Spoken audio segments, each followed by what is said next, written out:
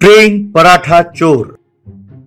किशन नाम का एक युवक डिग्री की पढ़ाई पूरी करने के बाद नौकरी की तलाश करते हुए कोई भी छोटी मोटी नौकरी करने के लिए तैयार था। वो एक अच्छा लेखक भी था। वो जब तक कहानियां लिखता रहता था। उसकी लिखी कई कहानियां प्रमुख पत्रिकाओं में छप चुकी थीं। एक दिन पुलिस के सिलेक्शन के लिए किशन दिल्ली के लिए ट्रेन में रवाना हुआ।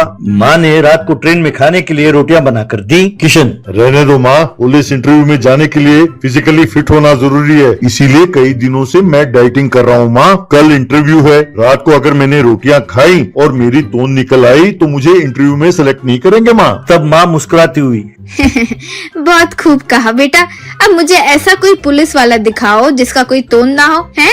ये तो तुमने वही बात कर दी। किशन भी मुस्कुराता हुआ इंटरव्यू में सेलेक्ट होने के बाद मुझे नौकरी अगर मिल गई माँ, तब मेरा तोंद निकल आए तो कोई बात नहीं, मैं चलता हूँ माँ, ट्रेन का टाइम हो गया है। कहकर वो रवाना हुआ। ट्रेन में किशन को अपर बर्थ अलॉट हुआ। ऊपर जाकर सोने के लिए अभी वक्त था, इसलिए किशन मैगजीन पढ़ने लगा। क्योंकि किशन में एक लेखक छुपा था, उसे अपने आसपास के लोगों को देखने की बड़ी आदत थी, इसीलिए वो यहाँ वहाँ देखने लगा। सामने वाले बर्थ में पति पत्नी और उनके 2 बच्चे थे। देखने में वो बहुत गरीब दिख रहे थे। उन्हें देखकर किशन, लगता है ये बहुत गरीब परिवार से हैं। वो दोनों पति पत्नी बहुत चिंतित हैं बेचारे, यूँ उसने सोचा। जब उसने अपनी नजरें घुमाई तो सामने उसने एक मोटे पति पत्नी को देखा। दोनों के हाथ में खाने की चीजें थीं। वो मोटा आदमी, अरे आजकल ये पॉपकॉर्न बेचते हैं, लेकिन मेरी नानी जो एकदम कोमल मक्का भुट्टा भून कर देती थी और उसमें नींबू निचोड़ कर नमक मिर्च डालकर जो खिलाती थी, अरे वाह क्या स्वाद होता था। तब उसकी पत्नी, मेरी दादी जो साबूदाने की वड़िया बनाती थी उसके सामने ये तो कुछ भी नहीं है। अरे ये फालतू के पॉपकॉर्न और कितना खाओगे? ये लो, ये लड्डू मेरी मम्मी ने बनाया है, अब इसे खाओ। कहकर उसने डब्बा खोला। तब पति, अब क्या तुम सिर्फ यही खिलाओगी, रोटियां नहीं लाई? पत्नी, पहले तुम ये लड्डू तो खाओ। मम्मी ने कहा था बार बार कि पहले तुम्हें ये खिलाऊं। मम्मी ने कहा था कि सारे लड्डू तू ही मत खा जाना। अपने पति को खाने से पहले कम से कम 6 लड्डू जरूर खिलाना। अब तुम खाओ भी। देख क्या रहे हो? बस मैं सिर्फ 10 लड्डू खाऊंगी। किशन, बाप रे, अपने पति के लिए इतना त्याग कर रही है। यूँ सोचकर मुस्कुराने लगा। तभी वो गरीब बच्चे, माँ हमें भूख लगी है माँ। तब माँ, अभी थोड़ी देर में एक स्टेशन आएगा बेटा, तब तुम्हारे डैडी जाकर कुछ खाने के लिए लेकर आएंगे। थोड़ी देर बाद गाड़ी एक स्टेशन में जा रुकी। वो गरीब पति उठकर कुछ लाने के लिए गया। ट्रेन चल पड़ी, लेकिन पति लौटा नहीं। पत्नी बेचैन होकर खिड़की से झांक कर देखने लगी। गाड़ी ने रफ्तार पकड़ा।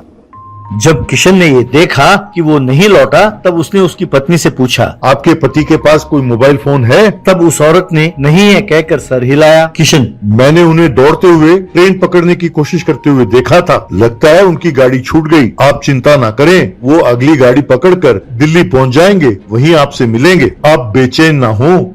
तब वो औरत अपने बच्चों से, बच्चों तुम्हारे डैडी किसी काम से गाड़ी से उतरकर चले गए हैं, ये लो ये खा लो। कहकर एक छोटा सा बिस्कुट पैकेट निकाला और बच्चों को दिया। किशन अपने ऊपर वाले बर्थ में जाकर, गलती की मैंने, माँ जो रोटियां बनाकर दे रही थी उसे लेकर आना चाहिए था। बेचारे छोटे बच्चे, एक छोटे से बिस्कुट पैकेट से उनका भूख कैसे मिटेगा? यूँ सोचने लगा। निचले बर्थ में वो मोटा आदमी, भूख लगी है, रोटियां गिनकर लाए हो ना? तब वो मोटी पत्नी, हाँ हाँ मुझे भी भूख लगी है, जल्दी खा के सो जाते हैं। कहकर उसने रोटियां निकाली। उन रोटियों को देखकर किशन हैरान रह गया। नीचे बच्चे मारे भूख के रोने लगे। लड़का, माँ बहुत भूख लगी, डैडी कब आएंगे? भूख लगी है। तब वो बच्ची, भैया गाड़ी इतनी तेज जा रही है, डैडी इसमें कैसे आएंगे? माँ भूख लगी है माँ।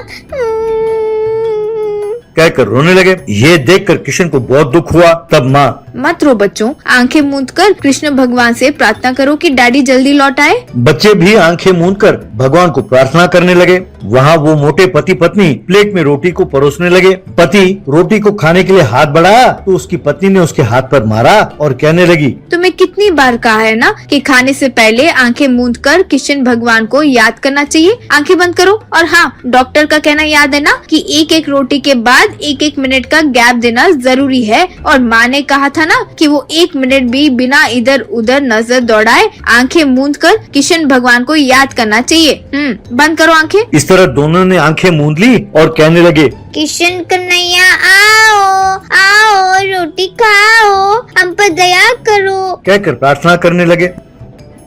वहाँ दोनों बच्चे, हे किशन कन्हैया, हमारे पापा कहाँ हैं? हमें रोटी दो ना, बहुत भूख लगी है हमें, कृपा करो कान्हा। कहकर हाथ फैलाकर प्रार्थना करने लगे।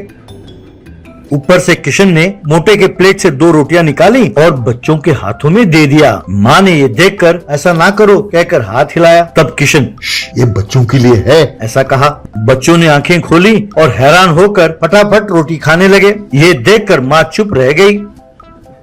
वो मोटे पति पत्नी एक रोटी खाकर, हे किशन कन्हैया, हे प्रभु, कहकर आंखें मूंद कर प्रार्थना करने लगे। किशन फिर झुका, 2 और रोटियां निकाली और बच्चों को दे दी। वो रोटी खाकर आराम से बच्चे सो गए। माँ ने सर उठाकर किशन के सामने हाथ जोड़कर उसे धन्यवाद कहा। किशन ने भी उन्हें प्रणाम किया। बाद में किशन इंटरव्यू में सेलेक्ट हो गया। खुश होकर किशन मेहता घर लौटा और माँ से कहने लगा, माँ मैं सेलेक्ट हो गया माँ, 10 दिनों में मुझे ज्वाइन करना होगा। माँ खुश होकर, उन्होंने क्या सवाल पूछा था बेटा? तब किशन, माँ उन्होंने पूछा क्या तुम्हें कभी चोरी करने की सूझी? तब मैंने जवाब दिया, हाँ मुझे चोरी करने की सूझी। जब मैंने गरीबों को रोटी के लिए बिलखते हुए देखा तब मुझे चोरी करने की सूझी। मैंने ऐसा कहा माँ, उन्हें मेरा जवाब पसंद आया और उन्होंने मुझे नौकरी दे दी माँ। ऐसा कहा।